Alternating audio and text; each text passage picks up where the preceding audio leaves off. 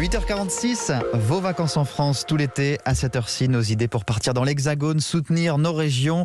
Et on vous propose de partir dans le Nord-Pas-de-Calais. Ce matin, on vous emmène dans le bassin minier, classé depuis 2012 au patrimoine mondial de l'UNESCO.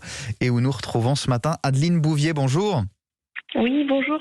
De la mission Bassin Minier. Merci d'être avec nous. Alors, il y a 5 grands sites qui se visitent sur l'ensemble du bassin. Qu'est-ce qu'on peut y voir ? Oui, tout à fait. En fait, on a 5 grands sites qui représentent très bien le bassin minier patrimoine mondial. Donc, on peut, par exemple, aller sur le site du 11-19 qui est à Losangoël et grimper les terris jumeaux qui sont les plus hauts terris d'Europe, donc 186 mètres de haut. Avec une vue magnifique, paraît-il, au coucher du soleil ou au lever du soleil sur le bassin. Tout à fait. Donc, on a le site de tourisme de Lens-Liévin qui propose des visites au coucher de soleil avec un petit apéritif en haut. Donc, c'est plutôt sympa et assez atypique. La porte d'entrée historique sur le bassin, si je puis dire, c'est le centre historique minier à Levarde. Déjà 150 000 visiteurs par an, c'est énorme. Oui, tout à fait. Alors, à Lewarde, là, c'est plutôt la partie musée, donc pour découvrir toute l'histoire de la mine. Et on peut aussi aller en sous-sol. Donc, avec des enfants, c'est des activités plutôt sympas et ludiques. Des galeries reconstituées, donc à Lewarde, hein, je corrige ma prononciation, c'est un musée de la mine assez important. D'autres anciens sites ont été transformés aussi, je crois qu'on y trouve notamment des salles de concert, Adeline Bouvier. Oui, alors du coup, le site où je me trouve aujourd'hui, donc le site du 9-9 bis, a été reconverti en site culturel et musical.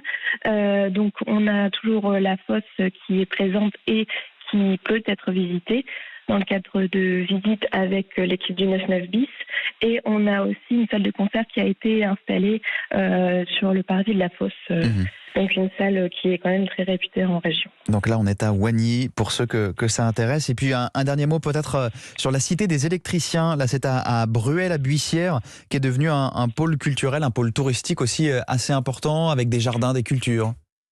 Tout à fait. Donc en fait, c'est la plus ancienne cité minière du Pas-de-Calais qui a été réhabilitée il y a peu et qui a ouvert ses portes officiellement en 2019.